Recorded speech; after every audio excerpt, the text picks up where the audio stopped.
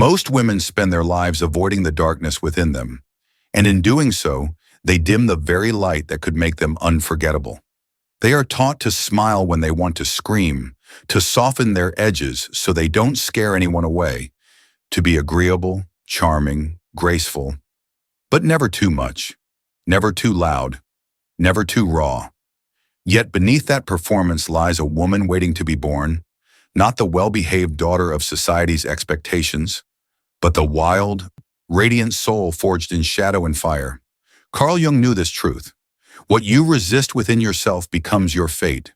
What you exile within becomes the haunting that returns, again and again, through broken love, repeating patterns, and the gnawing ache of not being seen. To become irresistible, not in the shallow sense of seduction, but in the deeper gravitational pull of soul-level magnetism, a woman must stop running from her shadows. She must turn toward them, stare into the abyss, and claim what is hers. Imagine this. You're a woman who has done everything right. You've been kind, nurturing, supportive, beautiful in all the ways that were asked of you. And still, he left. Still, they overlooked you. Still, you feel like something inside is always waiting, never arrived, never fully alive. That ache is not a flaw. It is your invitation. It is your shadow whispering, you were never meant to be small. There are pieces of you, anger, desire, envy, pride, ambition, mystery, that you've locked away like misbehaving children. And yet those are the very forces that give you your power. The woman who owns her fire doesn't burn the world down in chaos. She warms it, reshapes it, demands its respect.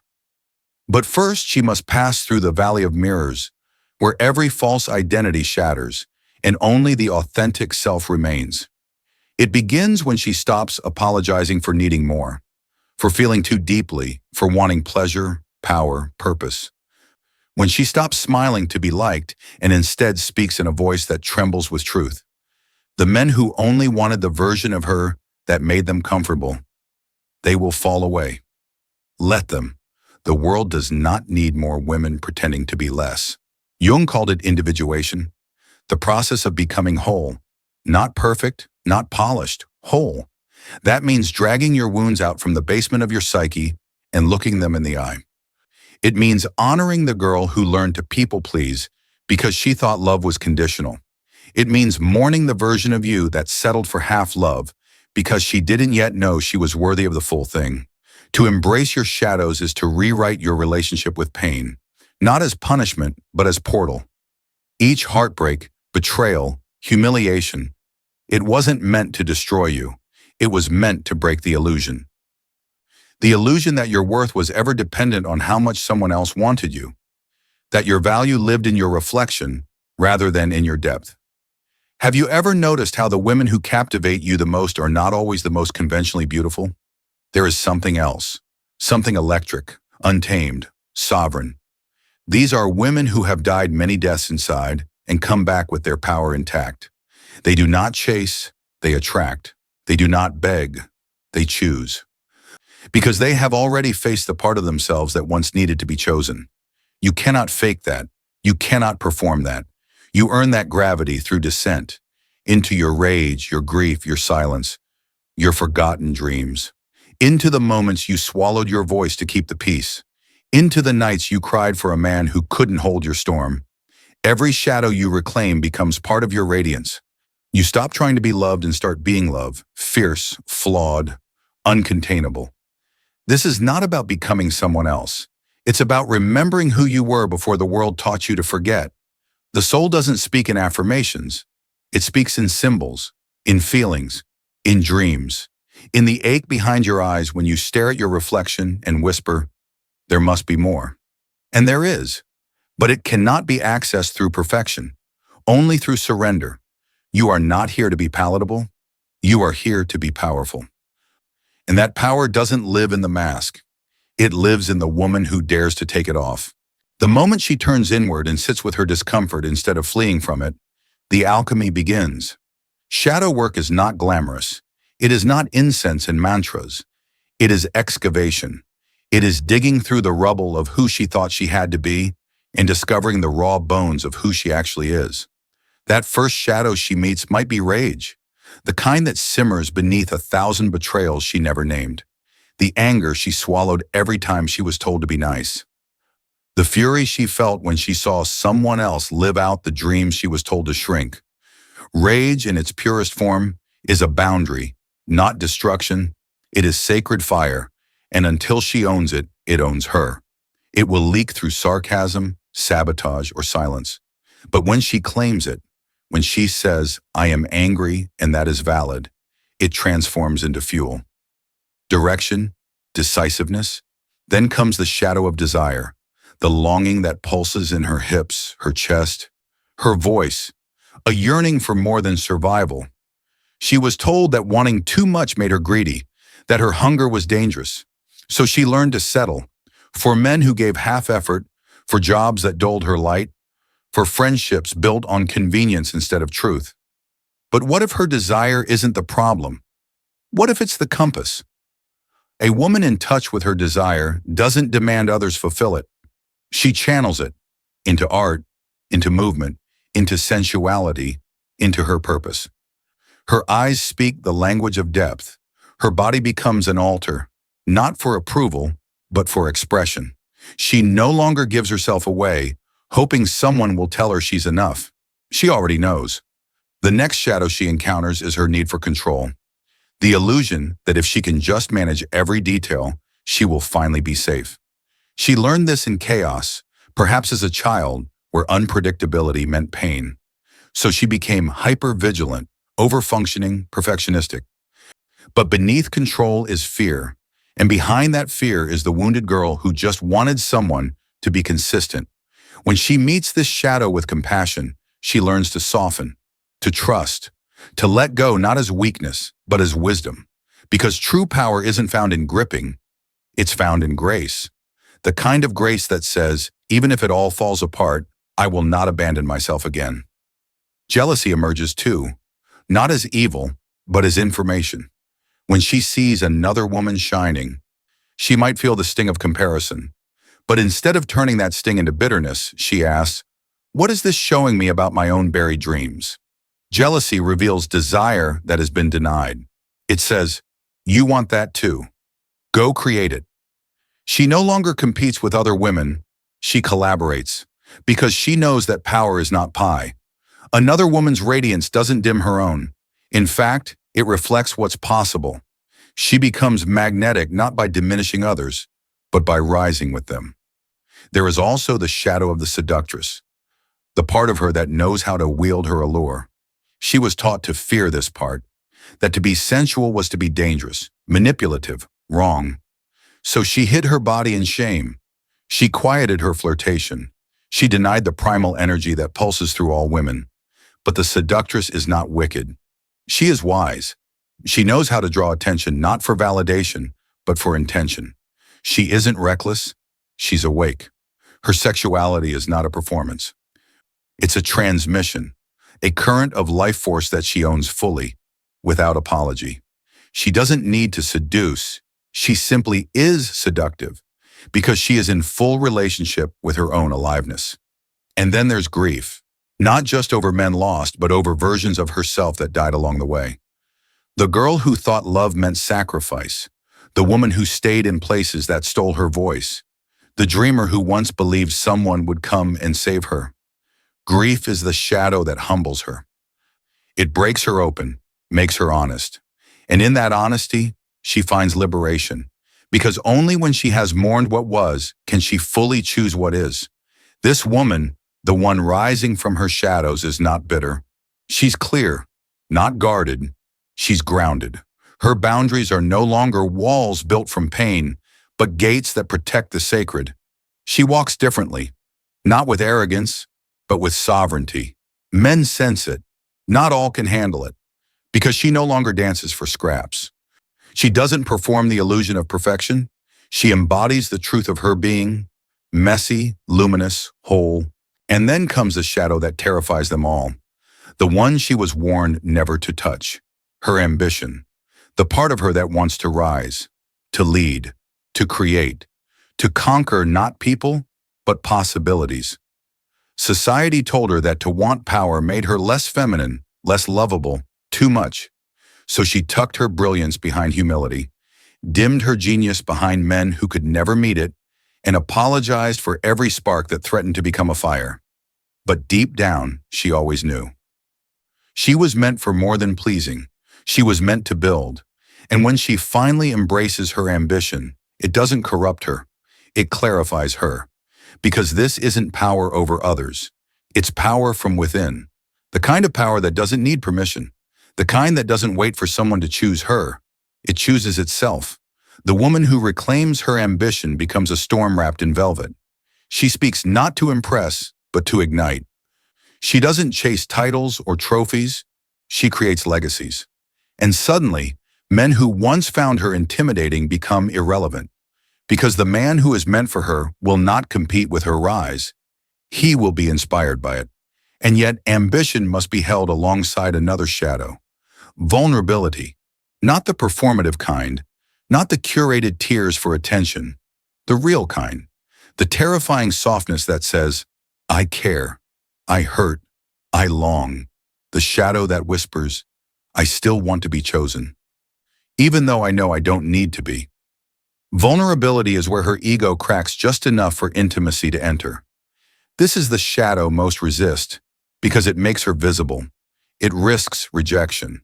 But without it, she becomes cold, unreachable, armored in independence. She may be admired, but she won't be felt. And so, she learns that true strength isn't just in standing alone. It's in knowing when to let someone in, not to complete her, but to meet her. Vulnerability, when embraced, becomes the bridge between the divine feminine and the embodied woman. She does not hide her emotions. She does not numb her desires. She does not pretend to be untouched by love. She feels deeply and loves with the force of someone who no longer fears her own heart. Not because she's naive, but because she's been broken and rebuilt by truth. Then finally she faces the last and most insidious shadow, the need for validation. The old aching hunger to be approved of, applauded, desired. It shows up in subtle ways. The way she checks her reflection through another's eyes. The way she edits herself mid-conversation to avoid disapproval. The way she waits for a text to feel worthy. This shadow is ancient. It's carved into the bones of women raised to be desirable instead of dangerous. But when she brings it into the light, she sees it for what it is. A ghost. A phantom voice from childhood, from culture, from every time she was told, you're only good when she stops performing. Stops earning. Stops betraying herself for a seat at someone else's table. Because the woman who knows her worth builds the table. She doesn't ask if she's too much. She asks if they're capable of more. She stops shrinking to be digestible. Her presence becomes a mirror, reflecting to others what they've yet to claim in themselves. Some will flee from that mirror. Others will bow to it. And so, through each shadow, rage, desire, control, jealousy, seduction, grief, ambition, vulnerability, and validation, she becomes whole. Not in theory, not in affirmation, but in embodiment. She no longer seeks love as rescue. She offers it as choice. She no longer fears being alone. She relishes the sanctuary of her own soul. This is the journey of the irresistible woman. Not because she is flawless, but because she is real. She is myth and marrow, moonlight and muscle, softness wrapped around steel. Men ache for her, not just because she's beautiful, but because she's awake. And in her presence, they either rise or disappear. She is not here to be understood. She is here to be felt, to be remembered, to be undeniable. Now the world begins to respond to her differently. Not because it has changed, but because she has. She no longer moves from lack, but from knowing. The magnetism she exudes isn't calculated, it's unconscious. The raw, irresistible energy of someone who has walked through her own underworld and returned with her crown. There is a silence around her now, not empty, but full. The kind of silence that makes people lean in. She no longer fills space to avoid discomfort. She becomes the space, grounded, unshakable, anchored in a truth deeper than approval. In her presence, even those who once tried to diminish her feel themselves exposed. Because when a woman owns her shadows, she becomes immune to manipulation. She can no longer be guilted, flattered, or coerced. She sees through masks, hears the unsaid, senses every vibration beneath the surface. This unnerves some and entrances others. She's no longer easy to control, and that alone makes her dangerous to those who depend on her silence. But she has no time for illusions anymore. The cost is too high. Every time she betrayed her voice to be loved, she felt it, a small death inside. Now she refuses to die quietly. She refuses to dim for comfort. She refuses to barter authenticity for belonging. She walks away sooner. She chooses herself faster. She lets things fall apart when they are built on lies, not because she enjoys the crumble, but because she knows what she's rebuilding is real. Her self-respect becomes the new gravity, no longer a concept, but a boundary etched in her energy. And here's the paradox. The moment she stops trying to be chosen, she becomes unforgettable. Not because she's playing a game, but because she is the game. Because the frequency she now carries is rare, and anything rare becomes sacred. Not everyone will recognize it, but those who do will feel it in their bones. Men will wonder why they can't stop thinking about her. It wasn't what she wore or what she said, it was how she made them feel. She didn't beg for affection, she didn't audition for love, she mirrored back to them what was missing. And that mirror is magnetic, terrifying, addictive. She became the axis around which their unhealed selves spun, but she is no longer interested in pulling people out of their shadows. That was the old her, the one who thought love was rescue. The new her understands each person must meet their own darkness. She is not here to carry broken men. She is here to stand as a woman fully claimed by herself and let those who can rise to meet her. This level of sovereignty changes everything. She becomes more selective, not because she's guarded, but because she is precious. Her time, her energy, her body, none of it is offered out of habit anymore. It is sacred currency. And only those who approach with reverence are invited in. Even in love, she no longer falls. She chooses. She doesn't get lost in men. She meets them. If they are whole, they dance. If they are not, they dissolve. Her standard is no longer fantasy. It is alignment. She does not chase chemistry that burns her. She waits for resonance, the kind that expands her. And if no one comes, she is still full, still powerful, still enough. Because the ultimate union was never external. It was between her and her own soul. She does not need to be needed. She does not crave to be completed. She is the home she once searched for in everyone else. This, then, is the final transformation. The woman who has embraced her shadows doesn't just become irresistible to others. She becomes irresistible to herself. She no longer runs from her reflection. She meets it with reverence. She no longer apologizes for her complexity. She celebrates it. She no longer hides behind sweetness. She wears truth like a second skin. The girl is gone. The mask is burned. And what remains is not a product of the world, but a force of nature. Now she walks with a silence that speaks louder than noise. Not the silence of suppression, but the kind that hums with presence. The kind that only exists in a woman who has retrieved every exiled piece of herself and made it holy again. She no longer fears solitude. She welcomes it, because within it, she meets the clearest reflection of who she has become, a woman untethered from the need to be validated, admired, or understood. This is not detachment from emotion. It is detachment from illusion, from chasing ghosts, from trying to fill the void with borrowed dreams or hollow lovers. Her worth is no longer up for negotiation. It doesn't rise or fall based on who stays, who calls, who applauds. It simply is, steady, sacred, unmoved, and the world bends to that, because the world recognizes when a woman has come home to herself. She's not here to fix anyone anymore, not to mother broken men, not to prove her value through sacrifice, not to earn love by bleeding for it. That old survival script, the one that made her exhausted, compliant, disconnected from her fire, has been burned at the altar of awakening. In its place is a new story. She is the love, the fire, the sanctuary. The men she now attracts feel it immediately. They sense the difference. She's not trying to hook them with charm or allure.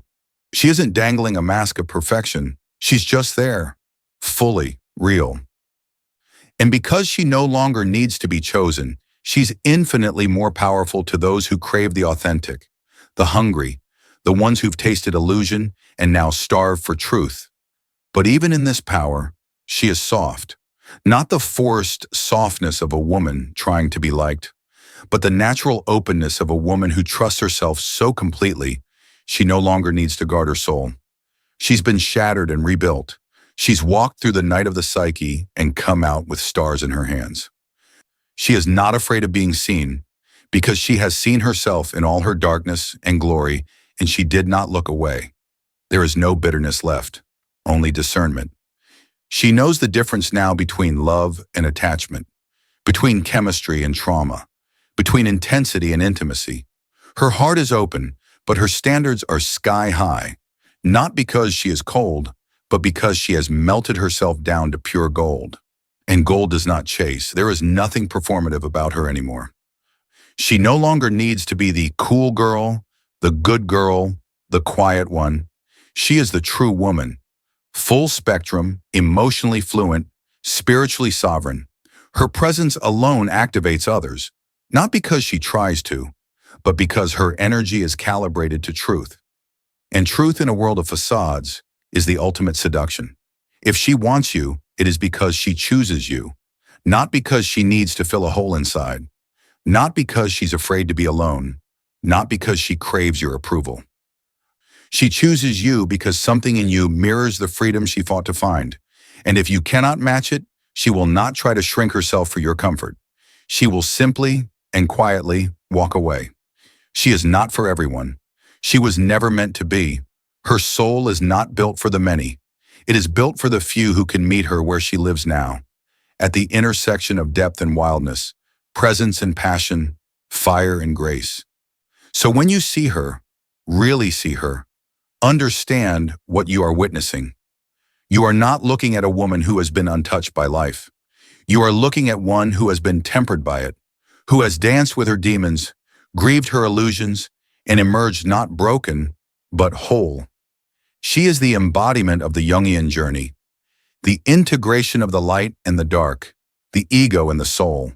She is not trying to be irresistible. She is because she is real. And in that reality, she is free. The woman who knows her worth doesn't chase, she chooses.